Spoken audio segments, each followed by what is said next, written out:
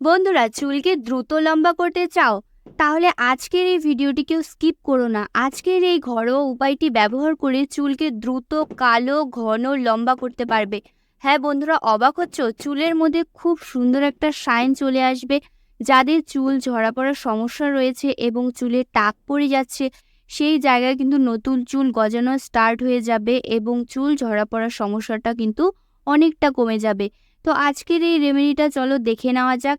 কিন্তু তার আগে যারা আমার চ্যানেলে নতুন, প্রথমবার আমার ভিডিওটি দেখছো, তারা অবশ্যই আমার চ্যানেলটিকে সাবস্ক্রাইব করে আমার পাশে থাকবে এবং যারা পেজ থেকে দেখছো তারা অবশ্যই আমার পেজটিকে ফলো করে যাবে। তো চলো রেমেডিটা দেখে নেওয়া যাক। এখানে আমি ঘরোয়া টিপসটি তৈরি করার জন্য নিয়ে নিচ্ছি অ্যালোভেরা জেল। তো এখানে আমি কিন্তু প্ল্যান্ট অ্যালোভেরা জেলটা ব্যবহার করছি। আমার গাছের অ্যালোভেরাটা ফ্রেশ অ্যালোভেরা আমি কিন্তু ব্যবহার করছি। তোমরাও চেষ্টা করবে ফ্রেশ অ্যালোভেরাটা ব্যবহার করার। বাট যদি না থাকে সেক্ষেত্রে তোমরা মার্কেটের যে কোনো ব্র্যান্ডের অ্যালোভেরা জেল নিয়ে নিতে পারো। তো এখানে আমি খুব ভালো করে পাতাটাকে ধুয়ে নিয়েছি। এরপর কিন্তু আমি জেলটা বের করে নিচ্ছি। বন্ধুরা, এই অ্যালোভেরা যদি তোমরা কন্টিনিউ ব্যবহার করতে পারো চুলে, চুল থেকে সমস্ত ড্রাইনেস দূর হয়ে যাবে। চুলটা অনেক সময় জট লেগে যায়, রুক্ষ সূক্ষ্ম দেখায়, সেগুলোর কিন্তু সমস্যাটা একদমই থাকবে না। চুলটা অনেক বেশি স্ট্রেট এবং সিল্কি হয়ে যাবে তোমরা যদি ব্যবহার করতে পারো নিয়মিত। তো অনেকেই কিন্তু ডিরেক্টলি চুলে ব্যবহার করে থাকে, তো সেটাও ভালো।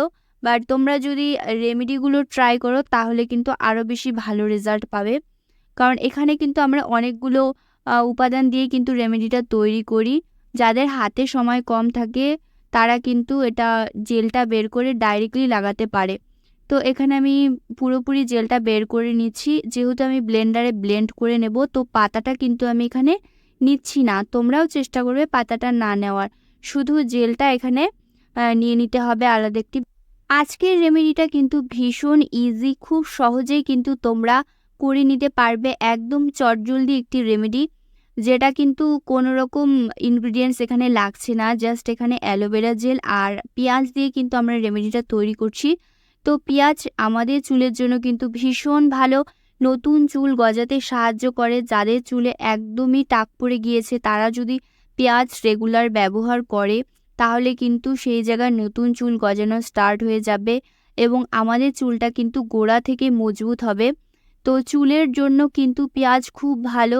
আর তোমরা দেখে থাকবে যে পেঁয়াজের কিন্তু অনেক কিছু বেরিয়েছে মার্কেটের। পেঁয়াজের রসের ধরো শ্যাম্পু, জেল, অনেক কিছুই কিন্তু বেরিয়েছে, সেগুলোও কিন্তু খুব ভালো।